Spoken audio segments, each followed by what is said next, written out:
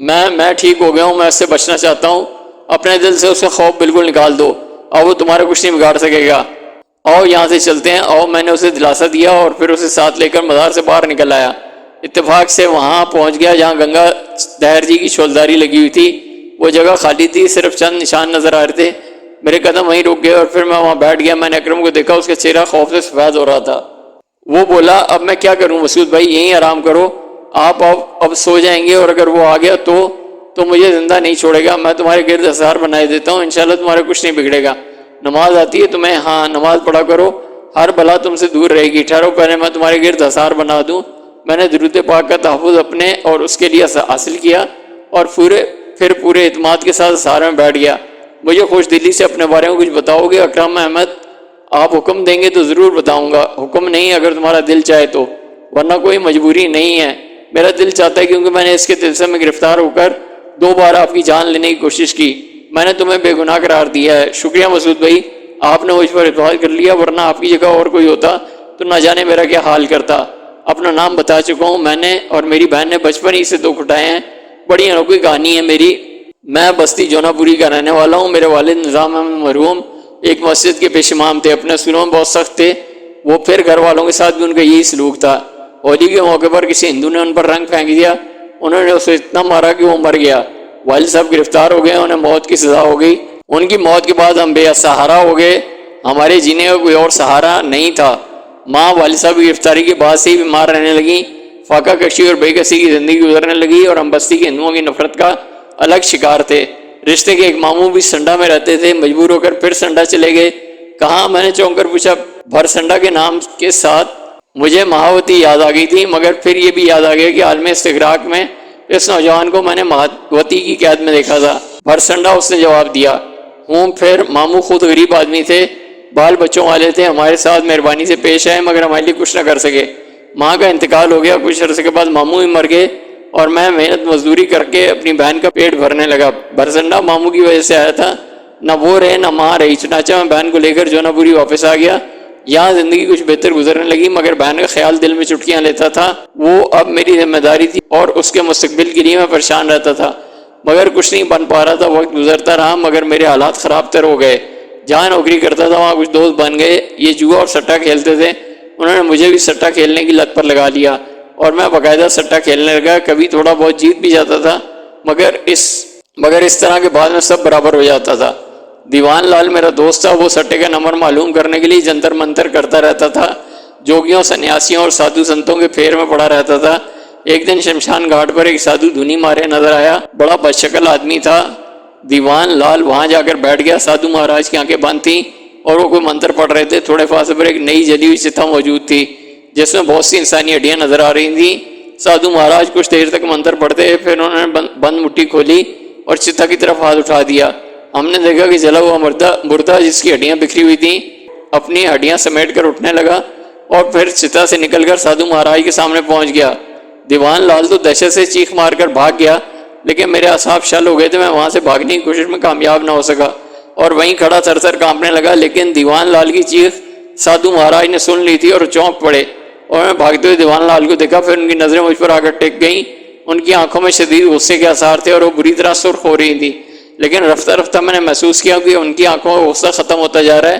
ان کے چہرے پر حیرت کے آثار پھیل گئے، پھر ان کے ہونٹوں پر مسکراہٹ پھیل گئی اور انہوں نے سیدھا ہاتھ اٹھا کر سامنے کھڑے ہوئے مؤدب مردے کو اشارہ کیا اور بولے، جا بھاگ جا، اور مردہ خاموشی سے واپس جا کر اپنی چتا میں لیٹ گیا۔ سادھو مہاراج دلچسپی کی آنکھوں سے مجھے دیکھ رہے تھے۔ پھر انہوں نے کہا، کیا بات ہے بالکا، کیسے آ بیٹھا میرے پاس اور کون ہے تو؟ وہ کم دلا جو بھاگ گیا۔ میرے منہ سے خوف کے مارے آواز نہیں نکل رہی تھی۔ بمشکل تمام میں نے ہاتھ اٹھائے اور انہیں جوڑ کر عاجزی سے بولا، معافی چاہتا ہوں سادھو مہاراج، معافی چاہتا ہوں، کمبخت دیوان لال مجھے اپنے ساتھ لے آیا تھا، ورنہ میں آپ کو پریشان نہ کرتا۔ نہیں کوئی بات نہیں، سٹے کا نمبر معلوم کرنے آیا ہے نا؟ جی مہاراج، دولت کمانا چاہتا ہے؟ سادھو مہاراج ہنستے ہوئے بولے۔ میری ہمت بڑھ گئی اور مجھ سے مہربانی سے پیش آ رہے تھے۔ میں نے گردن جھکا کر کہا، بہت غریب آدمی ہوں مہاراج، بڑا غریب آدمی ہوں، اگر آپ مہربانی کر دیں تو میری مشکل دور ہو سکتی ہے۔ مشکل تو ہماری بھی دور ہو سکتی ہے بالک، چل ٹھیک ہے، نام کیا ہے تیرا؟ اکرم احمد، میں نے جواب دیا اور سادھو مہاراج کھلکھلا کر ہنس پڑے۔ بڑی مکروہ اور خوفناک ہنسی تھی ان کی، مجھے بے حد ڈر لگا لیکن خود کو سنبھالے رکھا۔ ہو سکتا ہے دیوان لال کی تقدیر میں دولت نہ ہو اور میرا کام بن جائے۔ ایسے لاتعداد واقعات سنے تھے میں نے، اور اس وقت سادھو مہاراج کی نرمی یہ بتا رہی تھی کہ میرا کام بننے والا ہے۔ ان کی ہنسی کی وجہ اس وقت میری سمجھ میں بالکل نہیں آئی تھی۔ انہوں نے کہا 7 اور 9 کھیل لے، جا 7 اور 9 کھیل لے، اور یہ لے پیسے اور 7 اور 9 پر لگا دے، جا بھاگ جا، چل جا، یاد رکھنا، ہمیں یاد رکھنا۔ میں نے اپنے دل میں بے پناہ خوشی محسوس کی۔ سادھو مہاراج نے مجھے مٹھی بھر کے چاندی کے روپے دے دیے تھے، جنہیں میں نے بڑی عقیدت سے قبول کر لیا۔ اتنے روپے، سچی بات یہ ہے کہ سالہ سال سے نہیں دیکھے تھے۔ میں سٹے کا نمبر نہ بھی لگاتا تو یہ روپے ہی میرے لیے بہت دنوں تک کام دے سکتے تھے، لیکن وہاں سے پلٹا خوشی سے قدم بوجھل ہو رہے تھے۔ بنواری لال کی دکان پر آ کر میں نے 7 اور 9 کے نمبر لگا دیے، سارے روپے لگا دیے، اور وہ بھی جو اپنے پاس موجود تھے، اس خیال کے تحت کہ شاید میرا کام بن ہی جائے۔ اور یہی ہوا، نمبر نکلا اور اتنی دولت مل گئی مجھے کہ میں نیم بے ہوشی کی کیفیت میں اپنے گھر میں داخل ہوا۔ بہن کے سامنے دولت کی انبار لگا دی تو اس پر نیم غشی کی سی کیفیت طاری ہوگی۔ اس نے کہا بھیا کہاں سے لے آئے یہ پیسے؟ خدا کے لیے سچ بتا، کہیں کوئی غلط کام تو نہیں کیا؟ پاگل ہے تو، بس یہ سمجھ لے ہمارے دل درد دور ہو گئے، تو بھی عیش کر، اور اب دیکھنا کہ میں بھی کیا کرتا ہوں۔ کھانے پینے کا سامان لایا، مجھے وہ شام یاد ہے مسعود بھائی، میری بہن بہت خوش تھی، میں بھی بے پناہ خوش تھا۔ میں نے پیسے زمین میں ایک ہنڈیا میں ڈال کر دفن کر دیے، بس اتنے نکال لیے کہ ہمارا کام چلتا رہے۔ تھوڑے سے پیسے میں نے دیوان لال کے لیے بھی نکال لیے تھے۔ دوسرے دن دیوان لال میرے پاس آ گیا اور اسے پتہ چل گیا تھا کہ میں سٹے میں بہت بڑی رقم جیتا ہوں۔ وہ افسوس کرنے لگا کہ میں ڈر کر کیوں بھاگ آیا۔ حالانکہ اچھا آدمی تھا، کوئی خاص بات نہ کی اس نے، بلکہ پیسے لینے سے بھی انکار کر دیے جو میں نے اس کے لیے نکالے تھے۔ لیکن میں نے اپنے دوست کو محروم نہیں رکھا اور دیوان لال کو مجبور کیا۔ دوسرا اور تیسرا دن گزر گیا، سٹے کا نمبر ایک بار لگ گیا تھا۔ میرے دل میں یہ آرزو تھی کہ خدا کرے سادھو مہاراج پھر سے مل جائیں۔ وہاں پہنچا جہاں سادھو مہاراج تھے، لیکن شمشان گھاٹ کے پاس وہ جگہ خالی پڑی ہوئی تھی۔ البتہ دیوان لال مجھے وہاں مل گیا۔ مجھے دیکھ کر کھسیانی سے ہنسی ہنس کر خاموش ہو گیا۔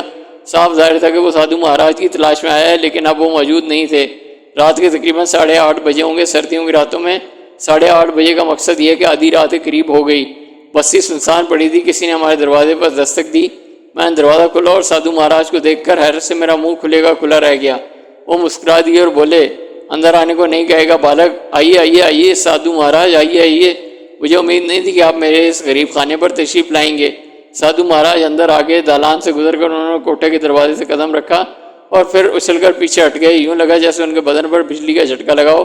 ایک لمحے کے لیے ان کے چہرے پر ناگواری کے آثار پھیل گئے، پھر آہستہ سے بولے ابا آپ باہر آ، تجھ سے بات کرنی ہے، آپ اندر آ جائیے مہاراج، آپ کا گھر ہے، آ جائیے۔ مگر مہاراج اندر آنے کے بجائے گھر کے دروازے سے باہر نکل گئے۔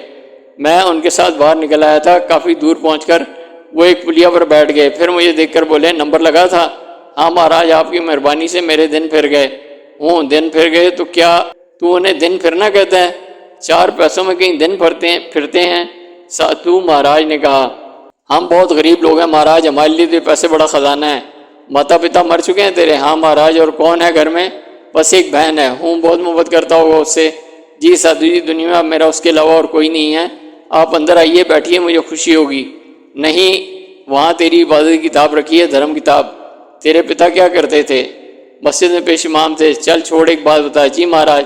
جنتر منتر سے لگا ہوا ہے، تجھے کوئی چلا کھینچے گا، کچھ سکھاؤں گا؟ یہ بھاگ ہیں تیرے کہ ہم تجھے کچھ سکھانا چاہتے ہیں، ورنہ ہزاروں پیچھے ہاتھ باندھ کر چلتے ہیں۔ چلے سے کیا ہوگا سادھو مہاراج، پھر تجھے کسی سے سٹے کا نمبر معلوم نہیں کرنا پڑے گا۔ لکشمی تیری داسی ہوگی، جدھر انگلی اٹھائے گا سونے کے انبار لگ جائیں گے۔ راج رانی ہوگی تیری بہن، جیون سوارت ہو جائے گا تیرا۔ اس کے بدلے میں تجھے ہمارے کچھ کام کرنے ہوں گے۔ کیا؟ میں نے پوچھا۔ وہ بعد میں بتا دیں گے تجھے، میں منتر سیکھنا چاہتا ہوں مہاراج۔ ہاتھ دے ہمارے ہاتھ میں۔ سادھو نے اپنا ہاتھ پھیلا دیا اور میں نے اپنا ہاتھ اس کے ہاتھ میں رکھ دیا۔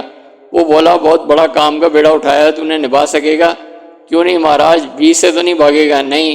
پھر یوں کرنا، کل شمشان گھاٹ آ جانا دن کے 12 بجے سے کچھ پہلے۔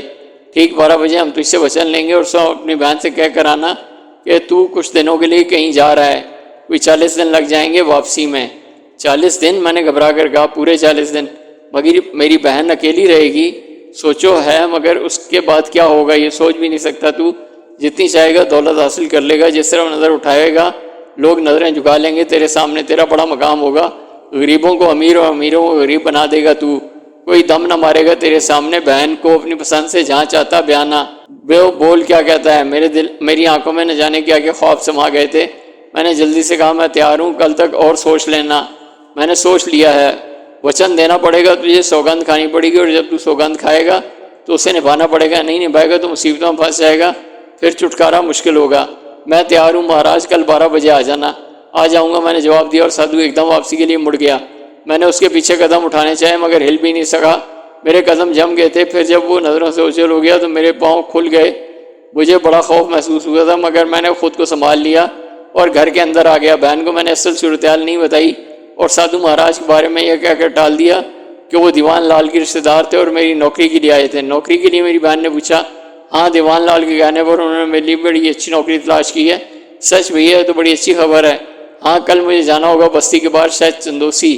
واپسی میں مہینہ سوا مہینہ لگ جائے گا، اور میں اکیلی رہوں گی کیا؟ شمشاد چچا سے کہہ جاؤں گا، حسینہ چچی تیری خبر رکھیں گی، پیسے تیرے پاس موجود ہیں، کسی کو ہوا نہ لگنے دینا، آرام سے نکال کر خرچ کرتی رہنا۔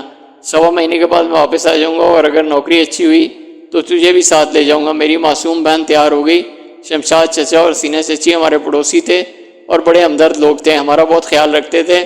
میں نے ان دونوں کو بھی یہی کہانی سنائی تھی اور اس طرح میری اپنی بہن کے لیے بندوبست کر دیا۔ ساری رات خوشی کے مارے نیند نہیں آئی، نہ جانے کیا کیا سوچتا رہا میں۔ مسعود بھیا، خوبصورت کوٹھیاں، شاندار کاریں اور نہ جانے کیا کیا۔ دوسرے دن اسی طرح تیاریاں کی جیسے شہر سے باہر جا رہا ہوں۔ 12 بجے سے پہلے شمشان گھاٹ پہنچ گیا، مگر وہاں بہت سے لوگ موجود تھے۔ نئی چتا بنائی گئی تھی اور کسی مردے کی ارتھی لائی جا رہی تھی۔ میں وہاں سے دور ہٹ گیا اور ایک سنسان گوشے میں جا بیٹھا۔ 12 بجے اچانک میرے پیچھے 8 ویر، میں نے سادھو کو وہاں کھڑے پایا۔ وہ مجھے دیکھ کر مسکرا دیا۔ آ گیا بالک؟ ہاں مہاراج، ادھر تو مردہ جلایا جا رہا ہے۔ ہاں، میں تو پریشان ہو گیا تھا۔ کیوں؟ سوچ رہا تھا کہ ان کی وجہ سے آپ یہاں نہ آئیں۔ جواب میں سادھو نے کیا لگایا اور بولا، تماشا دیکھے گا؟ تماشا؟ ہاں، میری شکتی کا تماشا۔ شاید تو مجھے کوئی معمولی جوگی یا سنیاسی سمجھتا ہے۔ باولے، میں شنکھا ہوں، پدم شنکھا۔ بھوریا چرن نام ہے میرا، کالے جادو کا سنسار کا سب سے بڑا نام ہے یہ۔ دیکھ تو یہ تماشا دکھاتا ہوں، ادھر دیکھ۔ اس نے مجھے ان لوگوں کی طرف متوجہ کیا جو چتا کے قریب تیاری میں مصروف تھے۔ ارتھی چتا کے قریب پڑی ہوئی تھی، پنڈت اشلوک پڑھ رہا تھا۔ اچانک ارتھی پر پڑے ہوئے مردے نے ایک چنگاڑ ماری اور آس پاس کھڑے لوگ چونک کر اسے دیکھنے لگے۔ یہاں سے مردہ صاف نظر نہیں آ رہا تھا، لیکن اس کے بدن میں جنبش محسوس ہو رہی تھی۔ پھر اس نے اپنے بدن پر چمٹے ہوئے کپڑے کے بند توڑ دیے اور دوسری چنگاڑ مار کر کپڑے اتار پھینکے۔ قریب کھڑے لوگوں میں بھگدڑ مچ گئی، وہ چیختے چلاتے ایک دوسرے کو پھلانگتے جدھر منہ اٹھا دوڑ پڑے۔ اس طرح سر پر پاؤں رکھ کر بھاگے تھے وہ کہ بتا نہیں سکتا۔ مردہ ارتھی کے قریب کھڑا ہوا تھا۔ آن کی آن میں لوگوں کا صفایا ہو گیا۔ اب وہاں چڑیا کا بچہ بھی نظر نہیں آ رہا تھا، بس اکیلا مردہ ساکت کھڑا تھا۔ سادھو نے مسکرا کر کہا، اب بول کیا؟ مگر میں کیا بولتا، خوف کے مارے خود میرا بدن پسینے چھوڑ رہا تھا۔ انہیں بھگا دینا کچھ مشکل ہوا ہمارے لیے؟ نہیں مہاراج۔ مگر وہ مردہ کیا ہوا؟ کیا وہ زندہ ہے؟ بالکل نہیں، پھر ہماری شکتی سے کھڑا ہے وہ، اس کے اندر ہمارا بیر گھس گیا ہے۔ اس نے سب کو ڈرا کر بھگا دیا۔ وہ ہنس کر بولا، اب کیا ہوگا؟ اسے چتا میں پہنچائے دیتے ہیں، اس بیچارے کی چتا چھیننے سے کیا فائدہ؟ وہ بولے۔ میری نظریں اس طرف تھیں، اچانک میں نے مردے کے بدن میں جنبش دیکھی۔ وہ جھکا اور اپنے کپڑے وغیرہ سمیٹنے لگا، پھر اس نے خود ہی اپنے بدن پر لپیٹا اور آہستہ آہستہ چلتا ہوا چتا میں داخل ہو گیا۔ اس کے بعد وہ چتا پر لیٹ گیا۔ پھر اچانک سادھو کے منہ سے آگ کا ایک شعلہ نکلا اور پرواز کرتا ہوا چتا کی لکڑیوں میں جا ٹکرایا۔ میں نے لکڑیوں کو آگ پکڑتے ہوئے دیکھا۔ سادھو مسلسل منہ سے شعلے اگل رہا تھا اور میں چتا میں ہر طرف آگ لگنے کا عمل دیکھ رہا تھا۔ خوف سے میری بری حالت تھی۔ یہ سادھو تو میری توقع سے کہیں زیادہ تھا۔ اول تو مجھے کالے جادو جیسی کسی چیز سے کبھی واسطہ نہیں پڑا تھا۔ اس قسم کے سٹے کے نمبر بتانے والے سادھو اور سنیاسی تو کبھی کبھی سڑکوں پر بھی مل جاتے تھے۔ میں اسے ایسے ہی کو سادھو سمجھا تھا، مگر اب جو کچھ میری آنکھیں دیکھ رہی تھیں وہ ناقابل یقین تھا۔ وہ کالی قوتوں کا مالک تھا اور اس کا مجھے بخوبی اندازہ ہو رہا تھا۔ کہیں کسی مصیبت میں نہ پھنس جاؤں، میں سوچ رہا تھا۔ لیکن جو کچھ اس نے مجھ سے کہا تھا اور جو سبز باغ دکھائے تھے، اگر واقعی میری کوششوں سے وہ مجھے حاصل ہو جائے تو کتنا لطف آ جائے، زندگی کا رنگ ہی بدل جائے۔ اس خیال کے تحت اپنے آپ کو سنبھالا اور چتا کا جائزہ لینے لگا جس نے مردے کو جلا کر خاک کر دیا تھا۔ سادھو کہنے لگا، اب چھوڑ ان باتوں کو، تو نے کہا تھا ان لوگوں کے آ جانے کی وجہ سے کہیں ہمارا کام بھنگ نہ ہو جائے، سو میں نے تجھے بتا دیا کہ ایسی کوئی بات نہیں ہے۔ میری مہان شکتی ہر وہ کام کر سکتی ہے جو میں چاہوں۔ سو بالکا، اب جو کچھ میں تجھے بتا رہا ہوں وہ کرتا کر تاکہ تو میری پناہ میں آ جائے۔ تو مسلمان کا بیٹا ہے نا؟ ہاں مہاراج۔ تیرے دھرم نے تجھے کیا دیا؟ میں سمجھا نہیں، بس یہ سمجھانا چاہتا ہوں کہ دین دھرم ڈھکوسلے ہوتے ہیں اور منش بس ان کی لکیر پر چلتا رہ جاتا ہے۔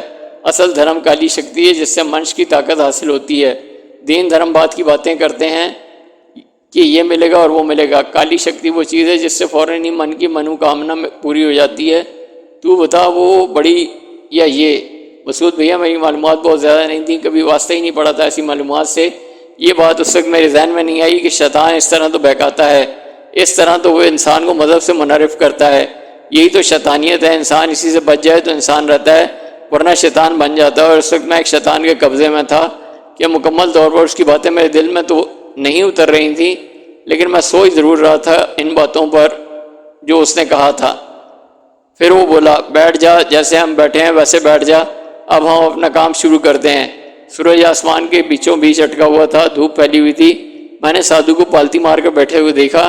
غالباً اس انداز سے بیٹھنے کو آسن مارنا کہتے ہیں۔ اس نے آسن مارا، دونوں ہاتھ گھٹنوں پر رکھے، گردن سیدھی کی، سینہ تانا اور مجھ سے بھی ایسے ہی بیٹھنے کے لیے کہا۔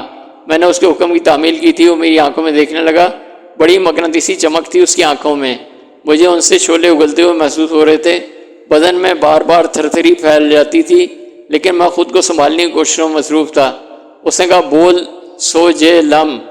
میں نے اپنے منہ سے وہی الفاظ ادا کیے، پھر اس نے کچھ اور ایسے الفاظ میرے منہ سے نکلوائے اور اس کے بعد کہنے لگا سوگندھ کھا 7 سڑی ہوئی لاشوں کی، 7 پوریوں کی، راجہ اندر کی، دھیرنا مکندی کی، کہ آج سے تو میرے چیلوں میں شامل ہوا اور جو کچھ میں کہوں گا اس پر آنکھیں بند کر کے عمل کرے گا۔ منہ سے بول جو میں کہہ رہا ہوں۔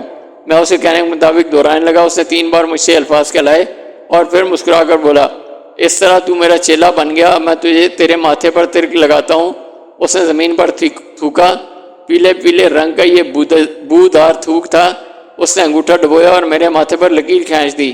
مجھے اپنی پیشانی جلتی ہوئی محسوس ہو رہی تھی، یوں لگ رہا تھا جیسے کسی نے کوئی جلتی ہوئی چیز میرے ماتھے سے لگا دی ہو۔ وہ مسکرا کر بولا تو رہے گا تو مسلمانوں کے بھیس میں، مگر ہو جائے گا شدھی، نہ ہندو نہ مسلمان، کالی شکتی کا پجاری، کالے علم کا خادم۔ تو ہمیشہ بیر چتروں کی سیوا کرے گا، انہی کے کرموں پر چلے گا، سمجھا؟ لوگ تجھے مسلمان سمجھیں گے پر تو کچھ اور ہی رہے گا، مسلمانوں کی طرح پوجا پاٹ کرے گا، نمازیں پڑھے گا، دیکھنے والے یہی سمجھیں گے کہ تو مسلمان ہے، مگر تو ہوگا کالی شکتی کا سیوک۔ سمجھا بالک، تو کالی شکتی کے سیوک بن چکا ہے۔ اب اپنے آپ پر مان کر، بہت سی طاقتیں تیری مٹھی میں آنے والی ہیں۔ اچانک ہی دل اندر سے الٹنے لگا، جو کچھ وہ کہہ رہا تھا یہ تو مجھے قبول نہیں۔ میرے کانوں میں تو پیدا ہوتی ہی اذان کی آواز پڑی تھی۔ میں نے تو ناہوشی کے عالم میں اللہ کا نام سنا تھا۔ یہ کیسے ہو سکتا ہے کہ اللہ کی ذات کو دھوکہ دوں؟ نماز کے لیے جائے نماز پر کھڑا ہوں اور میرا دل گندگی میں ڈوبا ہو۔ اندر سے شدید ترین ہلچل مچنے لگی۔ میں نے بے بسی سے ادھر ادھر دیکھا اور پھر میری نگاہیں اس پر گڑ گئیں۔ وہ مسکرا رہا تھا، میرے اندر کی کیفیت سے بے خبر اپنی کامیابی پر۔ پھر وہ مجھ سے بولا اسی طرح بیٹھ جا، اسی طرح بیٹھا رہے۔ مگر مہاراج نہیں بالک، اس سمے تک اب تو کچھ نہیں بولے گا جب تک میں تجھے بولنے کو نہ کہوں۔ وہ اپنی جگہ سے اٹھ کر ایک سمت چلا گیا۔ کچھ فاصلے پر پہنچ کر اس نے اپنے دونوں ہاتھ فضا میں بلند کیے اور انہیں آہستہ آہستہ نیچے اتارنے لگا۔ پھر اس نے دیکھا کہ زمین پر ایک سفید رنگ کی گائے آ کھڑی ہوئی ہے، ساتھ ہی کچھ اور چیزیں بھی۔ پیتل کی ایک چمکدار گڈوی رکھی ہوئی تھی۔ اس نے گائے کے سر پر ہاتھ پھیرا اور پھر اس کی کمر تک پھیرتا چلا گیا۔ گائے نے پیشاب کر دیا تھا۔ اس نے وہ گڈوی نیچے رکھ دی اور اس میں غلاظت بھر لی۔ پھر وہ مسکراتا ہوا گڈوی لے کر میرے قریب پہنچ گیا۔ لے امرت جل، کچھ نہیں ہے اس کے سامنے، 1000 امرت مل جائیں گے تجھے، لے پی جا اسے۔ دوسرے لمحے میرے بدن میں جیسے چنگاریاں بھری ہیں۔ اچانک ہی میری پیشانی کی لکیر جلنے لگی۔ اچانک ہی میرے پورے وجود میں گڑگڑاہٹ پیدا ہو گئی۔ اچانک ہی میری آنکھوں سے شرارے ابلنے لگے۔ اچانک ہی میں اپنی جگہ سے اٹھ کر کھڑا ہو گیا۔ وہ چونک کر مجھے دیکھنے لگا۔ میں نے غراتے ہوئے کہا کیا بک رہا ہے تو؟ یہ گائے کا پیشاب ہے، یہ امرت جل ہے، یہ ساری شکتیوں سے شکتیمان ہے، اسے پی کر تو امر ہو جائے گا، سمجھا؟ یہیں سے تو کالی شکتی کی ابتدا ہوتی ہے باولے، اس کا اپمان کر رہا ہے تو۔ سنو سادھو، لعنت بھیجتا ہوں میں تمہاری اس کالی قوت پر، لعنت بھیجتا ہوں اس کالے جادو پر، تھوکتا ہوں اس دولت پر جو مجھ سے میرا ایمان چھین لے۔ سوال ہی نہیں پیدا ہوتا۔ خبردار، اس کے بعد اگر تم نے اس قسم کی بدتمیزی مجھ سے کی۔ میں نے اچھل کر اس سے ہاتھوں پر لات ماری اور پیتل کی چمکدار گڈوی اچھل کر کافی دور جا گری۔ وہ ایک دم خونخوار ہو گیا۔ میں نے اپنی پیشانی سے اس کا غلیظ تھوک بھی صاف کر دیا اور اچھل کر پیچھے ہٹ گیا۔ میں نے اس سے کہا نہیں سادھو، دنیا کی ہر چیز دے سکتا ہوں اپنے دین کے علاوہ۔ میں اپنے مذہب سے کبھی بھی نہیں ہٹ سکتا۔ میں اپنے دھرم کو کبھی بھی نہیں فریب دے سکتا۔ کیا ہے میرے پاس؟ زندگی ہی گزارنی ہے، نہ گزار لوں گا غریب رہ کر، محنت مزدوری کر کے، سوکھے ٹکڑے کھا کر، لیکن وہ نہیں کروں گا جو تو کہہ رہا ہے۔ تیرا دماغ خراب ہو گیا ہے۔ ان سونے چاندی کے ٹکڑوں کے واسطے تو مجھ سے میرا ایمان چھیننا چاہتا ہے؟ لعنت ہے تیری شکل پر، غلطی میری ہی تھی شیطان کے بچے کے، میں دولت کی وجہ سے تیرے فریب میں آ گیا، اب مجھے یہ دولت نہیں چاہیے۔ اس کا چہرہ سرخ ہوتا جا رہا تھا، وہ آنکھیں خون اگلنے لگی تھیں۔ اس نے غرائے ہوئے لہجے میں کہا، دت تیری کی، سارے کے سارے ایسے ہی کمینے نکلتے ہو تم، سارے کے سارے ایسے ہی ہو۔ ایک وہ تھا جس نے جیون ختم کر لیا اپنا، آج تک کتوں کی طرح سڑکوں پر مارا پھر رہا ہے، مگر دھرم شکتی چاہیے، دھرم شکتی، کالی شکتی چھوڑ کر دھرم شکتی چاہیے۔ ٹھیک ہے رے، ٹھیک ہے، دیکھوں گا تم لوگ کب تک مجھے شکست دیتے رہتے ہو۔ ارے تم ہو ہی کمینے، کسی کا احسان نہیں مانتے۔ میں نے تجھے سوکھے ٹکڑوں کے سنسار نے نکال کر عیش و عشرت کی دنیا میں لانا چاہا، مگر اب ایسے نہیں۔ اس وقت مجھے کچھ نہیں معلوم تھا مسعود بھیا کہ وہ یہ بکواس کس کے بارے میں کر رہا ہے۔ بعد میں پتہ چلا کہ جس کا وہ تذکرہ کر رہا ہے وہ تم ہو۔ یہ کیسے پتہ چلا؟ میں نے پوچھا۔ حالات سے۔ اس سے؟ حالات کیا تھے؟ تھوڑی سی کہانی اور رہ گئی ہے، اس سے پتہ چل جائے گا۔ ہاں ٹھیک ہے۔ اکرم چند لمحے خاموش رہا، پھر بولا۔ وہ گرجتا برستا رہا، پھر اچانک خاموش ہو گیا، کچھ سوچنے لگا، پھر ایک دم ہنس پڑا۔ واہ رے واہ، واہ رے واہ، تو نے ایک نیا راستہ دکھا دیا مجھے۔ پہلے میں نے سوچا تھا کہ تجھے ایک نیا روپ دوں، اوپر سے مسلمان، اندر سے کچھ اور پھر جب تو اس پاپی کے سامنے آئے تو وہ آسانی سے تجھ سے دھوکہ کھا جائے، تیرے ہاتھوں ماروں اسے، مگر نہ صحیح، تو مسلمان رہ، پکا مسلمان۔ بس میرا ایک کام کرنا ہوگا تجھے، میں اب تجھے سمجھ چکا ہوں شیطان، کوئی کام نہیں کروں گا میں تیرا، یہاں رکوں گا بھی نہیں۔ کرے گا، کرنا پڑے گا، نہ روک، بھاگ جا۔ ٹھیک ہے، بھاگ جا۔ وہ خود ایک طرف چل پڑا، میں نے بھی بستی کی طرف رخ کر لیا۔ خود پر لعنت ملامت کر رہا تھا، لالچ نے اندھا کر دیا تھا، ایمان کھونے جا رہا تھا، تھو ایسی دولت پر۔ بستی میں داخل ہو گیا، اپنے گھر کی طرف چل پڑا، لیکن نہ جانے کیوں سر چکرا رہا تھا، سب کچھ اجنبی لگ رہا تھا، اور یہ جگہ میرا گھر ہی یہاں موجود نہیں تھا، بس کچھ بدلا لگ رہا تھا۔ نہ جانے میرا گھر کہاں گیا، پاگلوں کی طرح اپنا گھر ڈھونڈنے لگا۔ پھر ایک آدمی کو روک کر پوچھا، بھائی صاحب یہ کون سا محلہ ہے؟ گاچھی ٹولہ، یہاں میرا گھر تھا۔ کہاں؟ وہ سامنے یہی جگہ ہے، برابر میں چچا شمشاد رہتے تھے۔ کتنے سال پہلے کی بات ہے؟ سال نہیں، کل، ابھی تھوڑی دیر پہلے۔ اس گھر میں رہتے ہیں پنڈت سدھا شنکر، برابر میں لالا امر ناتھ بزاز۔ کوئی 20 سال سے تو ہم دیکھ رہے ہیں، کہیں اور ہوگا تمہارا گھر۔ وہ شخص مجھے پاگل سمجھ کر آگے بڑھ گیا۔ میرا گھر کھو گیا تھا، میرے دوست کھو گئے تھے، پورا جونا پوری میں کوئی جاننے والا نہیں تھا۔ دیوان لال کے گھر گیا، وہ بھی نہ ملا، اس کے گھر میں بھی کوئی اور رہتا تھا۔ خون کے آنسو رویا۔ مسعود بھیا جونا پوری میں پیدا ہوئے تھے، وہیں پلا بڑا تھا، مگر کوئی جاننے والا نہیں تھا وہاں۔ بہن بھی کھو گئی تھی، میری سب کچھ گم ہو گیا تھا۔ مہینہ گزر گیا، پورا حلیہ بدل گیا۔ ایک دن اس ظالم سادھو کا خیال آیا، شمشان گھاٹ چل پڑا، وہ وہاں موجود تھا، مجھے دیکھ کر مسکرایا۔ آ گئے مکتی میاں، میرا گھر کہاں ہے؟ میں نے پوچھا۔ ہمیں کیا معلوم، تجھے معلوم ہے، تجھے سب کچھ معلوم ہے ذلیل۔ اوہو، ابھی تک بگڑے ہوئے ہو، ہم تو سمجھے کہ دماغ ٹھکانے لگ گیا ہے، ہم سے سمجھوتا کرنے آئے ہو۔ تو نے اپنے مغرور علم سے میرا گھر گم کر دیا، مجھے بتا میرا گھر کہاں ہے؟ چلو ٹھیک ہے، ہم نے ایسا کر دیا ہے، کیا کر لو گے تم ہمارا؟ میں تجھے جان سے مار دوں گا، میں نے غیظ کے عالم میں کہا، اور وہ ہنسنے لگا۔ پھر بولا، ٹھیک ہے، پہلے تم ہمیں جان سے مار دو، پھر تم سے بات کریں گے۔ میری بہن کا پتہ تو بتا دے ظالم، کچھ تو بتا دے مجھے۔ سب کچھ بتا دیں گے، جو کہو گے کریں گے تمہارے لیے، مگر ابھی نہیں، اس وقت جب تم ہمارا کام کر دو گے۔ کیا کام ہے تمہارا؟ ایسے نہیں بتائیں گے جب تک تم من سے تیار نہ ہو جاؤ گے، اور اب تو تمہیں سمجھانا پڑے گا۔ سسرے کچھ کیے بنا سب کچھ حاصل کر لینا چاہتے ہو؟ وہ کمینہ بھی ایسی آیا تھا، گھوڑے دوڑانے، ریس جیتنے، سٹا جیتنے، ہڑ لگے نہ پھٹکری، رنگ چوکھا ہے۔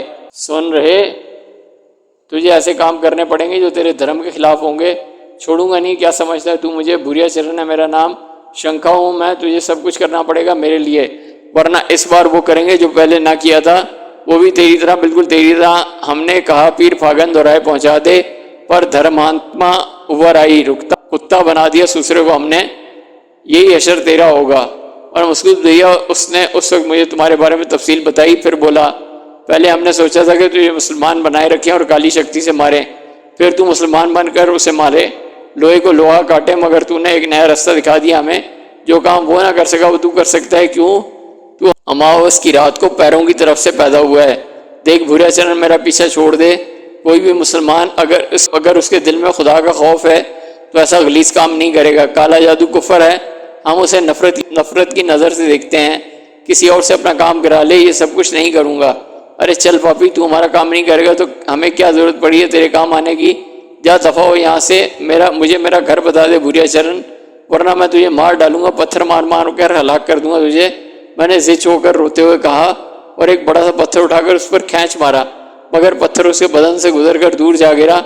پھر جتنے پتھر آس پاس پڑے تھے میں اٹھا اٹھا کر اس کو مارنے لگا، مگر سارے پتھر اس میں سے گزر گئے اور وہ ہنستا رہا۔ اب ہمارا کھیل دیکھ، وہ بولا یہ ہے تیرا گھر ہے نا؟ اس نے کہا، اور منظر بدل گیا۔ میں نے اپنا گھر دیکھا، اپنی بہن کو دیکھا، وہ گھر کے سائن میں بیٹھی ہوئی تھی، اور یہ رہے ہم۔ اس نے کہا، میں نے بھوریا چرن کو دیکھا جو اچانک میری بہن کے سامنے پہنچا تھا اور وہ اسے دیکھ کر دہشت سے کھڑی ہو گئی تھی۔ پھر میں نے بھوریا چرن کو، میں نے مسعود بھیا میں نے دیکھا، اس نے میری بہن کو دبوچ کر اس کا منہ کھولا اور اس کی زبان چھری سے کاٹ دی۔ اس نے مزاحمت کی تو اس نے چھری اس کے ہاتھوں پر ماری، اس کے ہاتھوں کی انگلیاں کٹ گئیں۔ میری بہن کے منہ سے اکرم پھوٹ پھوٹ کر رونے لگا۔ پھر اچانک میرے ذہن میں شناخت سا ہوا، کٹی ہوئی انگلیاں، کٹی ہوئی زبان۔ میں ایسی ایک شخصیت کا شناسہ تھا، صرف شناسہ ہی نہیں تھا بلکہ زندگی سے نفرت کرنے کے باوجود، کائنات کی ہر خوشی سے دور ہونے کے باوجود وہ میرے دل کی گہرائیوں میں اتر گئی تھی۔ وہ ہر سانس کے ساتھ میرے دل میں کسکتی تھی۔ ماں باپ بہن بھائی سے جدائی میرے لیے کیا کم تھی کہ وہ میری زندگی میں ایک اور دکھ بن گئی تھی۔ مجھے متنبع کیا گیا تھا، مجھے اس کی طرف بڑھنے سے روکا گیا تھا، مجھے اس احساس دلایا گیا تھا کہ خود کو سنبھالوں، اور میں نے سینے پر پتھر رکھا تھا۔ لیکن مشکل لگ رہا تھا، بڑا مشکل لگ رہا تھا۔ اکرم کے منہ سے یہ سن کر ضبط کے بندھن ٹوٹ گئے۔ اکرم نے بمشکل خود کو سنبھالا اور بولا، یہ سب کچھ دیکھ کر میرا دل ٹکڑے ٹکڑے ہو گیا۔ مجھے اندازہ ہو گیا تھا کہ میں اس کا کچھ نہیں بگاڑ سکتا، وہ بہت بڑا جادوگر ہے۔ میں نے آنکھیں بند کر لیں اور وہ مکروہ آواز میں ہنس پڑا۔ نراش ہو گئے تھے ہم، مگر تو نے ہمارے من میں نئی جوت جگا دی ہے۔ کرم بھنڈار سے ایک موقع اور مل گیا ہے کھنڈولا بننے کا۔ ایک پائل یہ کام کر سکتا ہے۔ بھوریا چرن میں لرزتی ہوئی آواز میں کہا، بول کیا کہتا ہے؟ جونا پوری سے میرا گھر کہاں گیا؟ گھر کہاں جا سکتا ہے باولے؟ بس تجھے نہیں ملے گا، چاہے جیون بھر کوشش کرتا رہے۔ اور وہ جو میں نے دیکھا کیسا لگا؟ کیا وہ سچ تھا؟ کیا سچ ہے؟ کیا جھوٹ؟ ایسے تو نہیں پتہ لگ جاتا بالک، سچ ہے بھی اور نہیں بھی۔ اگر ہے تو نہیں میں بدل سکتا ہے، اور اگر نہیں تو ہے میں ڈھل سکتا ہے۔ جیسے تو جہاں تھا وہاں نہیں ہے، اور جہاں نہیں تھا وہاں ہے۔ اصل بات یہ ہے کہ کیا لینا دینا ہے اور کیا لینا ہے اور کیا دینا ہے۔ میں تیری باتیں سمجھ نہیں سکتا بھوریا چرن۔ ہائے یہی تو رونا ہے، بھاگ پھوٹے تو کس نسل کے ہاتھوں میں، مگر کوئی کیا کرے۔ کالی شکتی اپنا دھرم کھونے سے نہیں مل جاتی۔ کھنڈولا بننے کے لیے کسی مہان دھرمی کے دوار بھشٹ کرنے پڑتے ہیں، کسی کا دھرم چھیننا پڑتا ہے۔ خود یہ کام کر سکتے تو 1000 بار کر لیتے۔ پاپیوں یہ کام تمہارا ہے۔ ارے سنسار میں اربوں ایسے لوگ ہیں جو ٹکے کے لیے دھرم بیچتے پھرتے ہیں، مگر مجھے ملے تو سسرے سب ایک جیسے۔ میں اب بھی کچھ نہیں سمجھا بھوریا چرن، اپنے چاروں طرف دیکھ۔ کیا ہے؟ میں نے عرض سے پوچھا۔ ارے دیکھ تو، کھوپڑی مت گھما ہماری، وہ چلا کر بولا، اور میں نے ادھر ادھر نظریں دوڑائیں۔ نہ شمشان گھاٹ تھا اور نہ وہ جگہ جہاں میں اس کے ساتھ کھڑا تھا، یہ کوئی اور ہی جگہ تھی۔ چاروں طرف ٹنڈ منڈ درخت کھڑے تھے، بری چٹانیں نظر آ رہی تھیں۔ میرا سر چکرا گیا، مجھ سے کھڑا نہ رہا گیا اور میں بیٹھ گیا۔ بھوریا چرن پھر ہنسنے لگا۔ اس نے کہا، یقین آ گیا تجھے؟ جو ہے وہ نہیں میں بدل سکتا ہے، اور جو نہیں ہے وہ ہو سکتا ہے۔ تو نہ مان ہماری اور نتیجہ دیکھتا رہ۔ میری جان بخش دے بھوریا چرن، بڑی آسان بات ہے۔ کیا ہمارے ایک کام کر دے، سچے من سے جو چاہے مانگ لے ہم سے۔ راج کھنوتی کی سوگند کھا کر وچن دیتے ہیں، جو مانگے گا سو دیں گے۔ میں گائے گا پیشاب نہیں پیوں گا، کون پاپی کہتا ہے؟ میں نماز پڑھ کر کسی کو دھوکہ نہیں دوں گا۔ سچے من سے اپنے دھرم کے مطابق عبادت کر، ہم تجھے نہ روکیں گے۔ پھر کیا کام کرنا ہوگا مجھے؟ اپنے دھرم کی سوگند کھا کر کہہ کہ ان دونوں کاموں کے علاوہ ہم جو کہیں گے کر دے گا۔ بول، کھائے گا سوگند؟ میں کوئی قسم نہیں کھا سکتا۔ تو جادوگر ہے، مجھ سے کوئی ایسا کام کرائے گا جو ایمان کے خلاف ہوگا؟ میں نے کہا، اور بھوریا چرن غصے سے سرخ ہو گیا۔ کچھ دیر مجھے گھورتا رہا، پھر بولا، چل آگے بڑھ، بعد میں باتیں ہوں گی۔ مسعود بھیا بری طرح پھنس گیا تھا اس کے جال میں، اس کے علاوہ کوئی چارہ نہ تھا۔ اس کے کہنے سے آگے بڑھو، نہ جانے کون سی جگہ تھی۔ میں اس سے بہت خوفزدہ ہو گیا تھا۔ سورج ڈھلے تک وہ چلتا رہا، پھر ایک جگہ رک گیا۔ کچھ دیر کے لیے میری نظروں سے غائب ہوا، پھر واپس آ گیا۔ بھوکا ہے؟ نہیں، مرتا رہا۔ مجھے کیا، بھوک لگے تو مجھے بتا دینا۔ بھوریا چرن، مجھے میری بہن کے بارے میں بتا دے، جو کچھ میں نے دیکھا وہ کیا تھا۔ نوکر لگاؤں تیرے پتا کا؟ یہ کر دے وہ کر دے، اور تو میرے کام بھی نہ کرے؟ آخر کیا کام ہے تیرا، مجھے بتا تو صحیح۔ دھرم کی سوگند کھا تب بتاؤں گا۔ نہیں بھوریا چرن، ایسا کبھی نہیں ہوگا، کام پوچھے بغیر میں قسم نہیں کھاؤں گا۔ وہ مجھے گھورتا رہا، پھر آنکھیں بند کر کے لیٹ گیا۔ کچھ دیر کے بعد اٹھا اور پھر بولا، صبح کو ہم یہاں سے چلیں گے، آگے ایک بستی ہے شاہ گڑھی، وہاں ملنگ شاہ کا مزار ہے۔ تجھے ایک چیز ملنگ شاہ کے دوار پہنچانی ہے۔ شاہ گڑھی کے بابا ملنگ شاہ کے بارے میں نے بہت کچھ سنا تھا۔ بڑے پہنچے ہوئے بزرگ، بڑی کرامتیں ان کے نام سے منسوب تھیں۔ میں نے حیرت سے اسے دیکھتے ہوئے کہا، کیا چیز ہے وہ؟ ارے بس ہمارا دھرم دوسرا ہے، ان کا دوسرا، مگر ہم بھی انہیں کچھ بھیٹ دینا چاہتے ہیں۔ تو پھر میں نے اسے گھورتے ہوئے کہا، بری بات ہے بالکا، انسان کے اندر اتنی کھوج نہیں ہونی چاہیے ہر بات میں کیا پھر کیوں، ارے تیرا کیا فائدہ ہوگا، ہم کہہ چکے ہیں کہ ہمارا کام کر دیا تو سمجھ لے کہ پار لگ گیا، ہم گندے ہیں، تیرا دھرم اور ہے، ان کا اور ہمارے گندے لوگ ایسی جگہ کب جا سکتے ہیں، تو مسلمان ہے، تیرے لیے یہ کام مشکل نہیں ہوگا، ہماری منو کامنائیں پوری ہو جائیں گی۔ وہ کیا چیز ہے برے چرن، مجھے کیا کرنا ہوگا، میں نے کسی قدر آمادہ ہوتے ہوئے کہا، اور وہ بھی ایک دم نرم ہو گیا۔ ابھی چلیں بالکا، تو کہے تو ابھی چلیں، تو تھکا ہوا نہ ہو تو ایسا کریو ہم شاہ گڑھی چلتے ہیں، تو وہاں سے اپنے پیٹ پوجا کریو اور پھر ہم تجھے بتا دیں گے وہ جگہ جہاں تجھے جانا ہے اور جو کرنا ہے۔ ارے تو تیار تو ہو اور پھر دیکھ تماشا۔ میں نے گردن جھکا لی اور سوچ میں ڈوب گیا۔ پھر میں نے کہا ٹھیک ہے، اگر ایسی کوئی بات ہے تو مجھے اعتراض نہیں، لیکن اب اس وقت گڑھی شاہ گڑھی یہاں سے ہے کتنی دور؟ جواب میں بھوریا چرن ہنسنے لگا۔ پھر وہ 2 قدم آگے بڑھا اور اس نے میری کمر پر ہاتھ رکھ کر مجھے زور سے دھکا دے دیا۔ اس کی حرکت میری سمجھ میں نہیں آئی تھی، گرتے گرتے بچا تھا، زمین پر ہاتھ ٹکا دیے ورنہ چہرے پر چوٹ لگ جاتی۔ میں نے پھٹی پھٹی آنکھوں سے اسے دیکھا، اس حرکت کا مقصد جاننا چاہتا تھا۔ اس نے خود ہی میرے بازو کو سہارا دے کر مجھے کھڑا کر دیا اور ہنستا ہوا بولا، لے آ گیا شاہ گڑھی۔ بس اتنی سی بات تھی، ایسے ہی پریشان ہو رہا تھا۔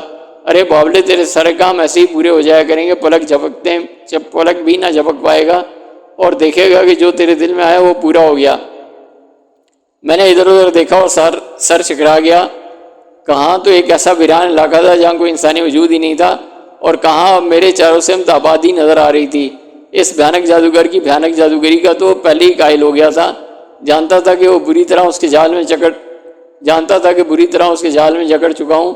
بہت دور سے شاہ گڑھی کے شاہ بابا کا مزار نظر آ رہا تھا۔ یہاں اچھے خاصے لوگ ہوا کرتے تھے، کبھی آیا تو نہیں تھا اس مزار شریف پر، لیکن باپ دادا سے اس کے بارے میں بہت کچھ سنا تھا۔ بھوریا چرن نے کہا، جیب میں ہاتھ ڈال، پیسے موجود ہیں تیری جیب میں، ہم دیں گے، تو برا مانے گا۔ جا سامنے دکانیں پھیلی ہوئی ہیں، کھا پی لے۔ بھوک واقعہ لگ رہی تھی اور ذہنی طور پر بھوریا چرن سے سمجھوتہ کرنے پر تیار ہو گیا تھا۔ جیب میں ہاتھ ڈال کر دیکھا تو واقعہ اچھے خاصے پیسے پڑے تھے۔ میں نان بھائی کی دکان پر پہنچ گیا، سالن روٹی خرید کر کھائی، پانی پیا، خدا کو شکر ادا کیا، اور اس کے بعد وہاں سے باہر نکلا تو بھوریا چرن میرے ساتھ ساتھ چل پڑا۔ ایک سنسان جگہ پہنچ کر اس سے مجھے رکنے کا کہا اور پھر بولا، دیکھو سامنے پیڑ نظر آ رہے ہیں، اس کے پیچھے لکڑی کا ایک صندوقچہ رکھا ہوا ہے، صندوقچے کے اندر ایک پتلا رکھا ہوا ہے۔ اس پتلے کو چپ چاپ شاہ بابا کے مزار کے پیچھے جو بھی ایسی جگہ ہو جہاں کوئی چیز رکھی جا سکے رکھ کے آ جا، بس اتنا کام ہے تیرا اور بات ختم۔ پتلا کیسا ہے؟ اب دیکھ تو نے پھر وہ باتیں شروع کر دیں جس سے دماغ خراب ہو جائے۔ بابلے یہ کام کر کے پھر بتائیں گے تجھے کہ پتلا کیسا تھا اور ہم نے ملنگ بابا کو کیا بھیٹ دی ہے۔ بھوریا چرن کے ہونٹوں میں مسکراہٹ پھیل گئی۔ میں نے آمادگی کا اظہار کر دیا تھا، اسے کھولا تو اس میں ربڑ جیسا ایک پتلا رکھا ہوا نظر آیا۔ آنکھیں بند کیے ہوئے لیٹا تھا۔ میں نے چند لمحات سوچا، کوئی بات سمجھ میں نہیں آ رہی تھی۔ پتلا لے کر آگے بڑھا تو یوں لگا جیسے پیروں میں کانٹے چبھ رہے ہوں۔ جیسے جیسے مزار ایک دوسری جانب بڑھتا جا رہا تھا، نہ جانے کیسی کیسی کیفیتوں کا شکار ہوتا جا رہا تھا۔ کوئی آواز نہیں سنائی دے رہی تھی، کوئی ایسا احساس نہیں ہوا تھا جو الفاظ کی شکل اختیار کر سکتا، لیکن مجھے یہ افسوس ہو رہا تھا کہ جیسے کوئی انجانی قوت مجھے اس کام سے باز رکھنے کی کوشش کر رہی ہے۔ تھوڑی دیر تک میں ان کیفیتوں کو برداشت کرتا رہا، لیکن پھر بے چینی عروج کو پہنچ گئی تو میں رک گیا۔ میرا دل الٹ رہا تھا اور مسلسل یہ آوازیں آ رہی تھیں کہ مجھے آگے نہیں جانا چاہیے، یہ ایک ناپاک چیز ہے۔ مزاروں پر تو پھول چڑھائے جاتے ہیں، چادریں چڑھائی جاتی ہیں، عقیدت کے آنسو نچھاور کیے جاتے ہیں، اور یہ بت پرستی ہے۔ کسی انسانی پتلے کو مجھے مزار شریف تک نہیں پہنچانا چاہیے، گناہ عظیم ہے۔ میں نے رک کر صندوقچی کھولی اور عجیب سی نظروں سے پتلے کو دیکھنے لگا۔ تبھی وہ اٹھ کر بیٹھ گیا۔ صندوقچی میں پتلا اٹھ کر بیٹھ گیا تھا، اپنی ننھی ننھی آنکھیں ٹپاتے ہوئے مجھے دیکھ رہا تھا۔ پھر اس کی غرائی ہوئی باریک سی آواز سنائی دی، کتے کے پتلے، جو میں کہہ رہا ہوں وہ کر یہاں تک آ گیا ہے تو اب بیکار باتوں میں نہ پھنس، ابے آگے بڑھ پاپی، کیوں بہکاؤں میں آ رہا ہے؟ وہ بول رہا تھا اور میرا دل خوف و دہشت سے کانپ رہا تھا۔ اس کا مطلب ہے کہ بھوریا چرن خود اس پتلے کی شکل میں موجود تھا۔ جب میں درخت کے پیچھے پہنچا تو وہاں سے باہر نکلا تو وہ موجود نہیں تھا۔ یقینی طور پر وہ اس صندوقچی میں شکل اختیار کر گیا تھا۔ میرے دل نے آخری فیصلہ کر لیا اور میں صندوقچی کو پوری قوت سے دور پھینک دیا۔ دل ہی دل میں نے فیصلہ کر لیا کہ یہ غلیظ کام میں نہیں کروں گا۔ کسی مزار اقدس کی برحمتی کسی مسلمان کے ہاتھوں ممکن نہیں ہے، اور میں اللہ کے فضل و کرم سے مسلمان ہوں۔ میرے اس عمل کا کوئی رد عمل تو نہیں ہوا۔ صندوقچی دور پڑی تھی اور کچھ نظر نہیں آ رہا تھا کہ بھوریا چرن کا کیا ہوا۔ میں وہاں سے تیزی سے بھاگا اور بھاگتا رہا، نہ جانے کہاں، نہ جانے کب تک۔ صبح ہو گئی، پھر دوپہر، تب ایک آبادی نظر آئی اور میں اس کی طرف بڑھ گیا، آبادی میں داخل ہو گیا۔ یہاں پہنچ کر مجھے معلوم ہوا کہ یہ بھٹنڈا ہے، گھنی آبادی تھی، مگر میرا کوئی شناسا نہیں تھا۔ میں کسی ایسے شخص کی تلاش میں تھا جو میری مدد کر سکے، مگر بدقسمتی نے میرا دامن نہیں چھوڑا۔ ایک بوڑھا آدمی نظر آیا اور میں نے اسے آواز دی، وہ رک گیا تھا۔ بھائی صاحب میری مدد کریں، میں ایک مجبور مسافر ہوں بھائی صاحب۔ اس شخص نے ناگواری سے مجھے دکھا اور پھر چونک پڑا۔ وہ مجھے گھور گھور کر دیکھنے لگا۔ اچانک وہ نرم لہجے میں بولا، کیا بات ہے، کیا پریشانی ہے تجھے؟ مجھے کوئی ٹھکانہ چاہیے، کچھ پیسے چاہیے، میں اپنے گھر جانا چاہتا ہوں۔ کہاں ہے تیرا گھر؟ میں نے اس سے اپنے بارے میں مختصر الفاظ میں بتایا، لیکن بھوریا چرن کے بارے میں کچھ نہیں بتایا تھا۔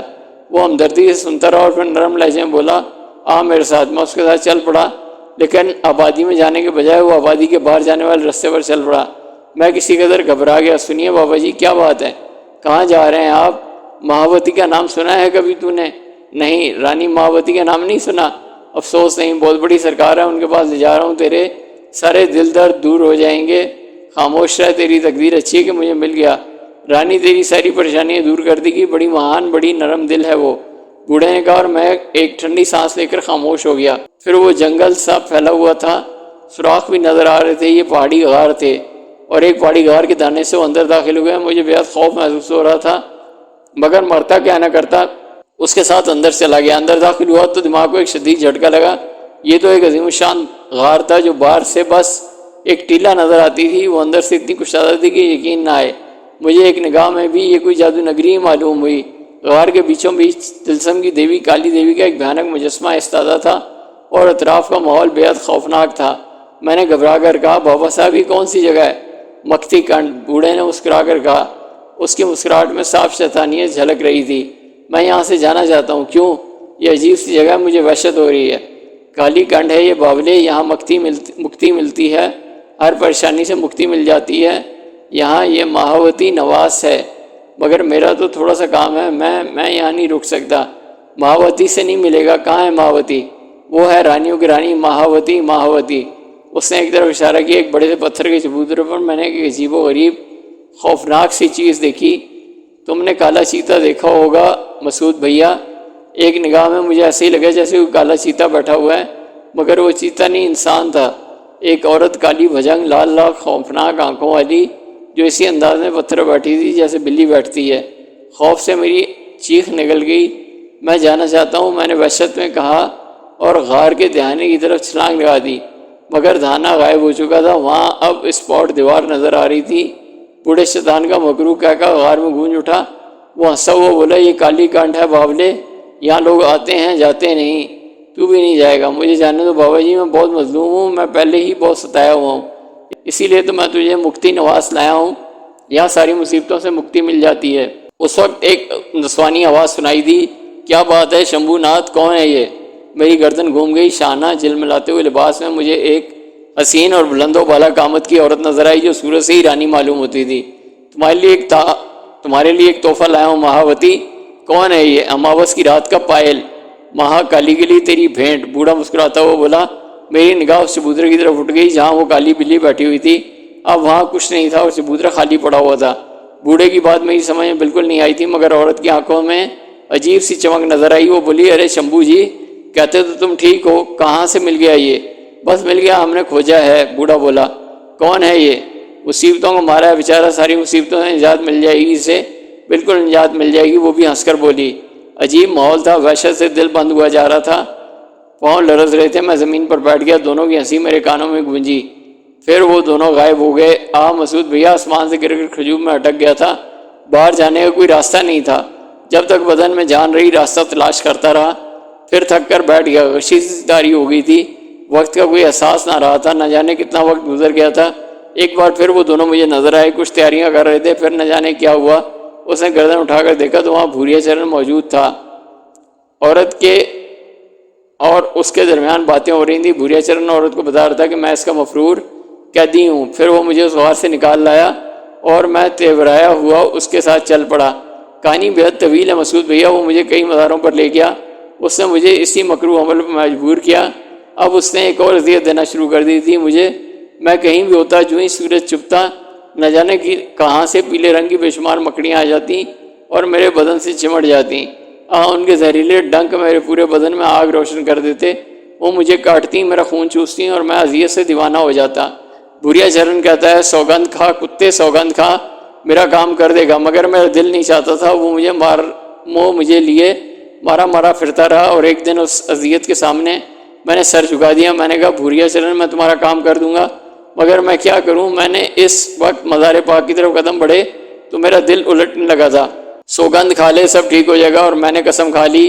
میں نے اس سے وعدہ کیا کہ اب میں اس کا کام کر دوں گا۔ ایک مسلمان کا وعدہ ہے یہ؟ بھوریا چرن نے پوچھا۔ ہاں، میں نے جواب دیا۔ پگلے بلا وجہ اتنی مصیبت اٹھائی؟ اور نرمی سے بولا اب بتا میں کیا کروں؟ پہلے اپنے آپ کو ٹھیک کر دیکھ کتنا کمزور ہو گیا۔ اور ایک بار شنکھا یقین دلاتا ہے کہ تجھے مہان بنا دے گا، سنسار میں جو خواہش کرے گا وہ پوری ہو جائے گی، میری بہن مل جائے گی مجھے، راج کرے گی وہ راج، بادشاہوں کی بیٹیوں کی طرح بیاہ کرنا اس کا۔ اس کے بعد مسعود بھیا اس نے میرا حلیہ بدل دیا، خوب عیش کرائے مجھے، پھر وہ یہاں لے کر آ گیا۔ یہاں مجھے وعدے کے مطابق اس کا منحوس پتلا مزار پاک پر پہنچانا تھا۔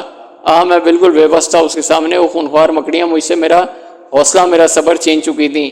وہ اتنا خوفزدہ کر چکی تھیں مجھے کہ راتوں کے خوابوں میں ان کے تصور سے میں دہشت زدہ ہو جاتا تھا، اور اس کے بعد مجھے نیند نہیں آتی تھی۔